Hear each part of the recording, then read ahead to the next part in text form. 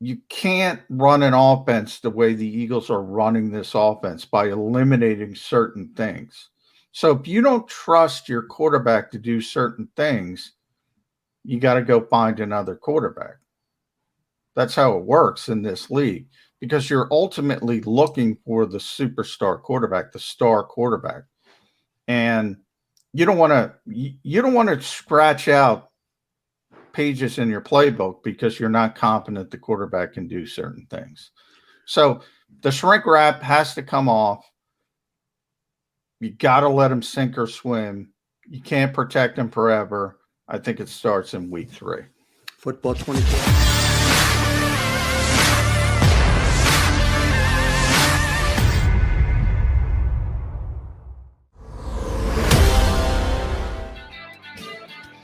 Football 24/7 with NFL insider John McMullen across the JAKIB Media YouTube channel, all presented by Stateside Vodka. Go to statesidevodka.com. Get 15% off a 1-liter bottle. Do it now or do it at the end of this report. It's time for the Eagles to look ahead to Dallas, the game from Sunday, now in the rearview mirror. We'll talk about that game as head coach Nick Sirianni speaks today. Update on Brandon Brooks and Brandon Graham. We'll get the latest from John McMullen on that.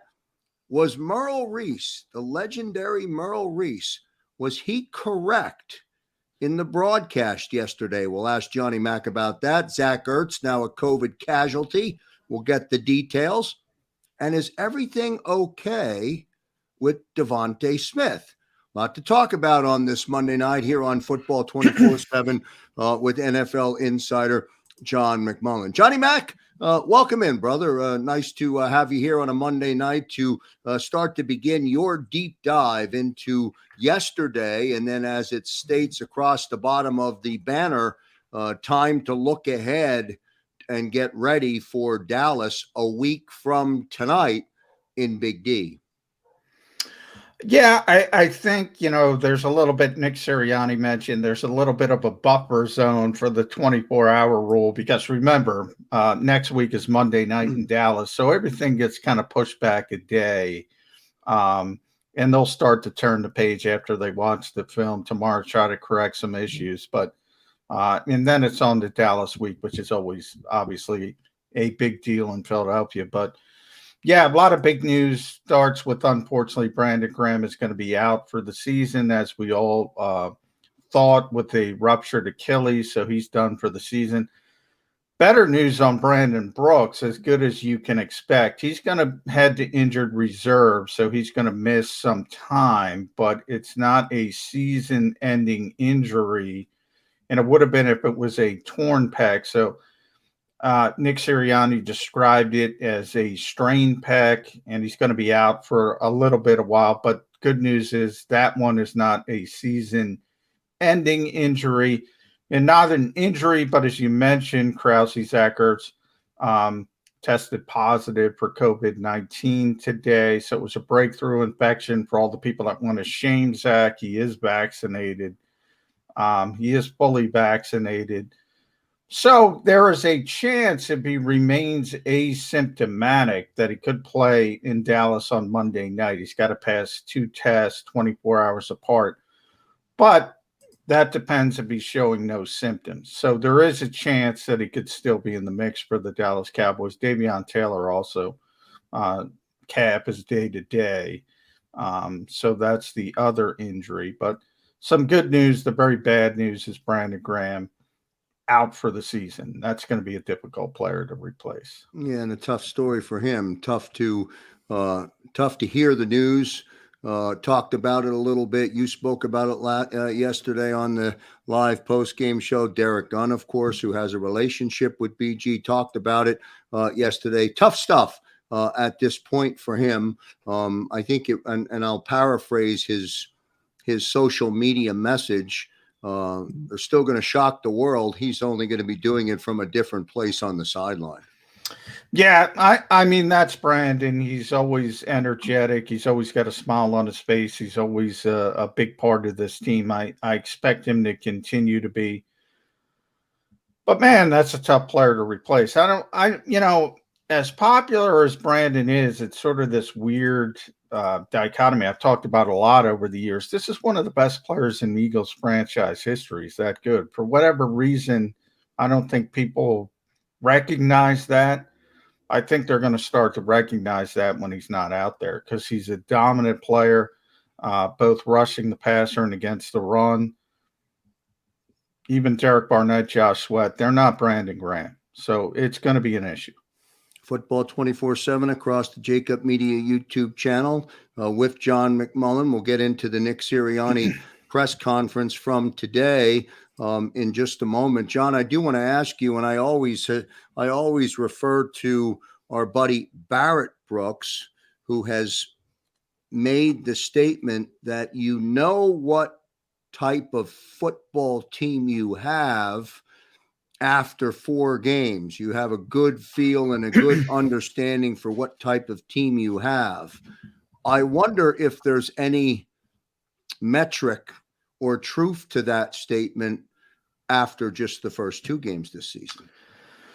Yeah, I don't think there is. I don't know how there could be. There was such a wild sort of shift trajectory from game to game. Now, I don't know if that was just the opponent. Obviously, San Francisco's a lot more talented than Atlanta, even though they were banged up. But I used Jalen Hurts as an example.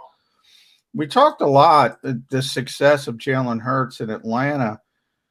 3.7, I think the number was air yards, what they say the next gen stats, the advanced stats. That's how long the football went in the air. Everything was near the line of scrimmage. We saw the successful bubble screens. 32nd in the league, last of the 32 starting quarterbacks as far as the football going through the air. Then you go to week 2. We're going into Monday night. We still got one more game. Jalen Hurts is number 1 in the NFL in air yards. I think it was 14.7. So you start to ask yourself, what is going on here? Is this a coaching sort of wild market correction? Nick Sirianni will tell you it's just how San Francisco was playing, just the game plan. I don't know, man. That is drastic. 32nd to 1st. There's got to be a happy medium somewhere in there. And obviously Jalen was more successful week 1. So you ask yourself, well, is that the game plan? Is that the scheming? Why did they go away from it so drastically against San Francisco? All these questions still have to be answered. And that's what happens. We've been talking about it since we started Birds 365 throughout the summer on this show, doing it throughout training camp. A lot of uncertainty with the head coach and the quarterback. We thought we got some questions answered after week 1. Well, we got some new questions after week 2. A lot of speculation and questioning of the head coach, Nick Sirianni's call, the 4th and 3 call. I know yesterday you referenced perhaps to pandering to the fan base, but you also did provide clarity. And this is the one thing that I think is lost in the call. If the play works, we're having a completely different discussion. Because the play didn't have a chance, Nick Sirianni really fumbled the ball badly. Now I don't know how you feel about that logic, but I kind of feel like that's the truth. No, I've been saying that for 20 years, Krausey. People think they judge play calls. They don't judge play calls. They judge results of plays. You don't know what went wrong or, who executed, who didn't execute on both sides of the football, what was trying to be accomplished. Now, here's my concern with the play call. First of all, it was very gimmicky. As I said, it seemed to be, the Philly unspecial, whatever you want to call it, compared to the Philly special, trying to pander to the fans, trying to get them excited in the home opener. That's a bad thing for a coach to do. You got to worry about your football team. You can't worry about the people in the stands. That's number one. That was my first problem that I thought of right away. Second, problem today, Nick Sirianni admitted during his press conference, even used this word. It was gadgety. Well, yeah, it was gadgety. What changed in 24 hours? You didn't know it was gadgety? What were you trying to accomplish? And he essentially said, I'm putting that in my pocket. You're not going to see that again. Who knows? Maybe he's doing competitive advantage stuff. But he sure sounds like he knows it was a gadget. It was a big mistake. It's always struck me to NFL coaches, you come up to a big part of the game and, you need a conversion. You need a 2-point play. You need a touchdown on 4th down, whatever the situation. You might need a first down in the middle of the field. And they pull out these gadgets instead of what you practice all week, every week. And just simplify it. Jimmy Johnson would say that. Just execute what you run. Jimmy Johnson had 3 running plays. That's it. When Emmitt Smith was there, and he had the best offensive line in football. Had 3 running plays.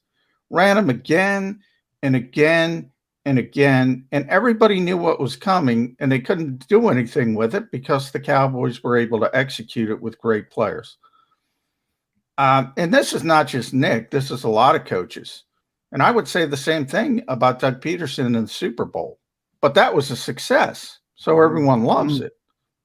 If that doesn't work on that stage, could you imagine the vitriol that Doug Peterson would have faced?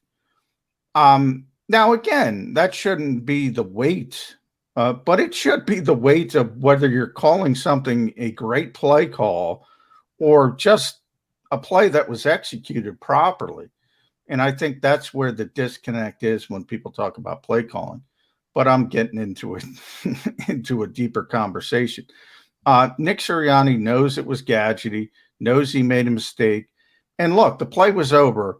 He was expecting man-to-man coverage from the 49ers. The 49ers saw Greg Ward come on the field. I said it. I was with Bob Groats in the press box. I said, Greg Ward's coming out. This is going to be a throw. I said it. If I said it, the 49ers saw it. Right. They changed from man-to-man to zone. Play was over. Play was over. Because you're trying to trick them. It was a one-man route, and that was Jalen Hurts. And once they knew it was coming, the play was over. And Nick Sirianni is going to learn from it. He knows it was a bad play call, and hopefully we don't see it again.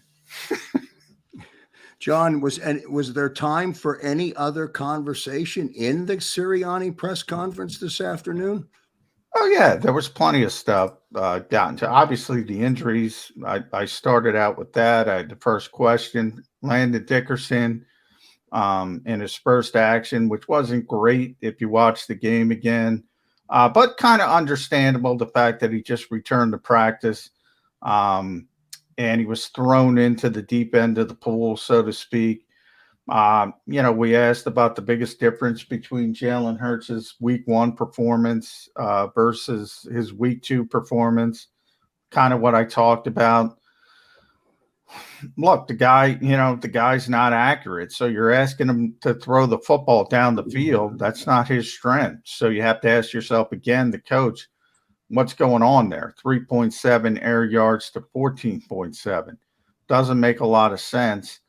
So there was a lot of stuff touched. Is Landon Dickerson going to start for Brandon Brooks? What are you going to do with BG's injury? Things like that. And obviously, we're just getting on the cusp of Cowboys week. And this is a big game because, the Cowboys can score points. I've been talking about it all the time. Can the Eagles win that type of game if the Cowboys are Now, the good news about Jonathan Gannon's defense, we're 2 weeks in, 6 points, 17 points. That's pretty good. If you're watching the rest of this league, Kansas City and Baltimore last night, just up and down the field. Tampa Bay scoring like they're scoring. Tom Brady, 5 touchdowns. Arizona, up and down the field. Can the Eagles play a team like that? Cowboys are a team like that. So we're going to see on a week from tonight. We'll find out. You'll find out. You'll be in Big D for that game on a Monday night. Look forward to your reporting from Dallas here across the JAKIB Media YouTube network. The legendary Merrill Reese on the WIP broadcast of the game last night, John, talked about the fans complaining today.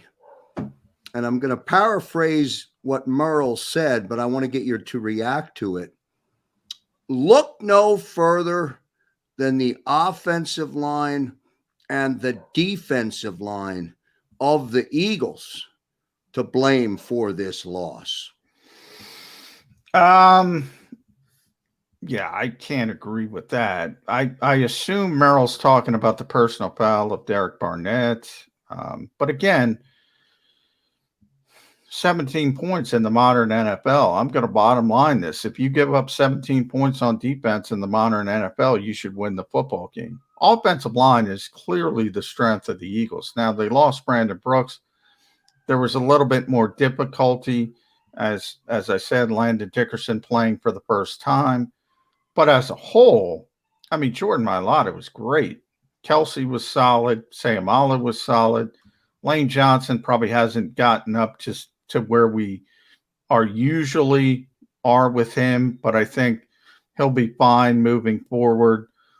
So I didn't hear the conversation with Merrill or what he said, but no, the strength of this team is on the offensive line and defensive line.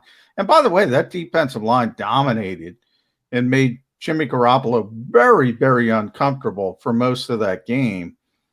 But again, everybody wants sacks. They don't see sacks and they think it's unsuccessful. That guy was afraid to hold on to the football. It was out. If you look at the 49ers numbers for receivers, other than Deebo Samuel, who had the 140-yard play, I mean, they're nothing. And that's because he's getting the ball out because he's afraid of the pass rush. Simple as that. Well, they did go on 2 long sustaining drives. And I guess that because they were able to not only methodically move the football, pick up a couple of first downs on from Jimmy G plowing his way forward, chewing up a tremendous amount of clock, I guess you could get the perception that at least on those 2 particular drives, John, the 49ers were dominating the defense because the defense couldn't get off the field. Well, look, again, I have a difficult time. I got to get to 57 issues before I get to the defense as to who lost this game. Nobody, and I shouldn't say nobody, I mean, there are defenses that occasionally put up a shutout, not very often in today's NFL. The Eagles only gave up 6 points in Atlanta. What they have done is given up, if you think about those first 2 drives, even in Atlanta, they were very long drives, very long sustained drives. It was bend but don't break. They're playing a lot of zone. They're keeping everything in front of them. And the hope is when you make somebody go 13, 14 plays, 12 plays, 97 yards, as San Francisco did, the hope is they're going to shoot themselves in the foot, whether it's a false start, whether it's a holding penalty. They didn't. So you have to give the 49ers credit. But I will say this, big picture, 8 quarters. Again, Kansas City, Baltimore, Arizona, Tampa Bay. Watch their games. Watch all the explosive plays. The Eagles have played 8 quarters of football. They've given up 1 pass play of over 20 yards. They've given up 1 rushing play of over 15 yards. In 8 quarters of football. You can't even get to the defense when you talk about why they lost that football game. They lost that football game because of all the missed opportunities on the offensive side of the football. Defense, 17 points. You got to win that game, period. Football 24/7 with NFL insider John McMullen across the JAKIB Media YouTube channel, all presented nightly by Stateside Vodka. Go to statesidevodka.com. Get 15% off of a 1-liter bottle by using the keyword JAKIB. Go to statesidevodka.com. Offensively, John, Devontae Smith was a non-factor. I don't remember all of the numbers from yesterday, and I didn't see the stat sheet today, but you mentioned this last night on our post-game show, that if you remove the Quez Watkins yardage out of the chart, out of the game chart, the rest of the numbers don't add up to very much. No, 38 passing yards in the second half.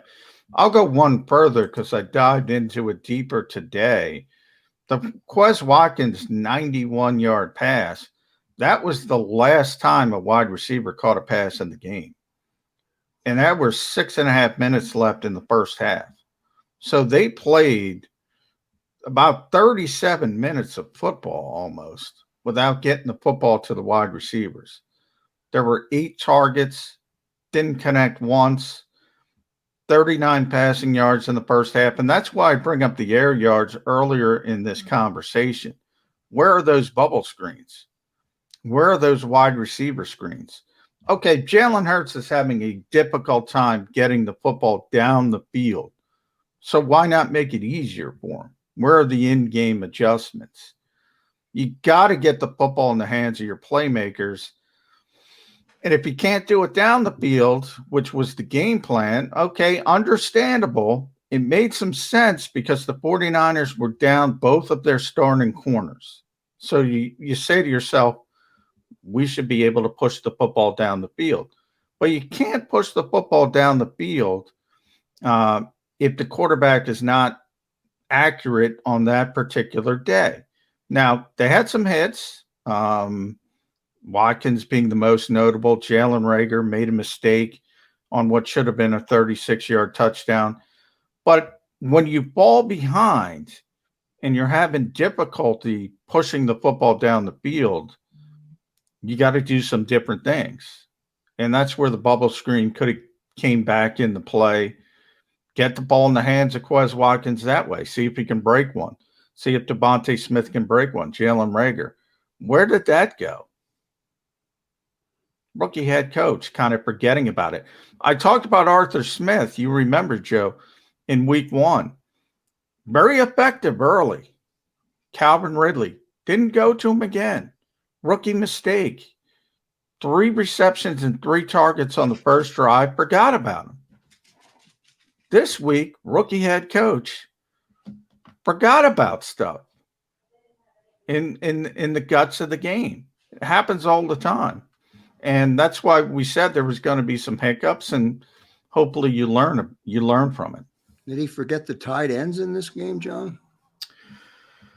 Well, Dallas Goedert didn't touch the ball until the fourth quarter. Zach Ertz had, I think, 1 catch in the game. So part of that, there were a couple times where, again, the strength of the quarterback is not the intermediate ball, where in theory the tight ends are going to be a big part of that. It seems like the Eagles don't want to throw the football over the middle of the field. So it's either been the short stuff or the deep stuff. Now, Nick Sirianni addressed that today because he was asked that question. Why is there no intermediate stuff? Or very, very little intermediate stuff. And he said that's just the way the defense has been given us. I don't know. You watch a typical NFL game, there's only so much they can take away. I think they have concerns. They don't want Jalen Hurts to lose confidence. That's the last thing you want. How does a young quarterback lose confidence? By turning the football over. He hasn't turned the football over in the first 2 games, which is very good. the easiest way to turn the football over is to be inaccurate in the middle of the field. I don't think they want him throwing there, and that's going to affect the tight ends numbers. Last thought on Jalen Hurts. Is the deficiency in Jalen Hurts' game forcing Sirianni to make bad play calls? No, I don't think it's necessarily that. I think it's limiting certain things. Look, anytime you have a quarterback that you're trying to cut the field in half for, or you're trying to make it one read or two reads and go, it kind of limits what you want to do. And that's where I think the Eagles are. And it was always going to be difficult. At some point, he's got to take the shrink wrap off and say, okay, we got to put our entire offense out there. We can't just limit certain areas of the field, because NFL teams are looking at these next gen stats as well. And they're saying, okay, this kid doesn't throw the football in the middle of the field. So we're just going to start locking down outside the numbers deep, and we're going to look for those bubble screens. And then it's going to get really, really difficult. So at some point, Nick Sirianni is going to have to put on film that we are willing to go down the seams, go down the middle of the field in those intermediate routes. They haven't done that yet. They're probably going to have to do it in Dallas, and we'll see if they're successful. John, is the game too big for Sirianni? Was that too big for him yesterday? And I'm not trying to be disrespectful to the head coach. I'm just trying to understand some of the logic that went into some of the choices that he made, as you have described in this, edition of Football 24/7. No, there are veteran coaches who make multiple mistakes. But these don't seem to be. I get that mistakes are always going to be made. These seem to be more simplistic. Are they, or am I just misreading it? I think the 4th and 3 call was really bad. But again, that's just one play call. I think the bigger problem would have been if he didn't admit it was a bad play call. So in a lot of ways, I think that's a positive to say, okay, I made a mistake. Let's turn the page. Let's move on. I think he's limited because of the quarterback. I mean, we got to be honest here. And I know everybody wants Jalen Hurts to succeed, but he can't do what Andy Reid does with Patrick Mahomes. He can't do what Bruce Arians does with Tom Brady. He can't do what Pete Carroll and company do with Russell Wilson. Aaron Rodgers in Green Bay, even though he had a bad week 1. You can't run all those different things that makes those offense so explosive. I said this after week 1. If you keep doing the same thing, they're going to catch up to you pretty quickly. So this is why we're talking about don't get too high, don't get too low. This whole season is about figuring out what you have in Jalen Hurts.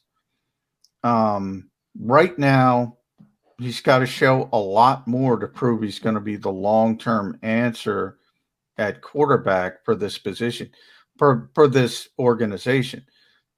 You can't run an offense the way the Eagles are running this offense by eliminating certain things. So if you don't trust your quarterback to do certain things, you got to go find another quarterback. That's how it works in this league, because you're ultimately looking for the superstar quarterback, the star quarterback. And you don't want to scratch out pages in your playbook because you're not confident the quarterback can do certain things. So the shrink wrap has to come off. You got to let him sink or swim. You can't protect him forever. I think it starts in week 3. Football 24/7 with John McMullen. Last thought from Johnny Mack. Which one of the 3 factored into yesterday's loss? Points left on the field, coaching errors, Jalen Hurts' performance. Points left on the field. I mean, they had plenty of opportunities. Mm-hmm. And there are plenty of people who contributed to that. That would be number 1. 2 and 3, you can argue. I think a lot of the coaching errors were, other than the 4th and 3, I think a lot of the coaching errors were an attempt to protect the quarterback. And so then you say, chicken or the egg, which is worse? Should he not be protecting the quarterback, or is the quarterback have to be protected? I don't have that answer. Football 24/7 across the JAKIB Media YouTube channel with NFL insider John McMullen. Great stuff from Johnny Mack tonight, all presented by Stateside Vodka. Again, go to statesidevodka.com. Use the key phrase JAKIB. Get 15% off a 1-liter bottle. If you're in Pennsylvania, they'll deliver it right to you. Again, go to statesidevodka.com. Johnny Mack, great stuff yesterday on game day. Great stuff tonight on this edition of Football 24/7. Look forward to what will be an action-packed week of conversation with you. And then from Dallas, next Monday night, the shrink wrap will be off. Hopefully. Check the shrink wrap at the hotel door. Like Johnny Mack. All right, good stuff, Johnny Mack. Thank you, brother. All right, thanks, Krausey. All right, good stuff.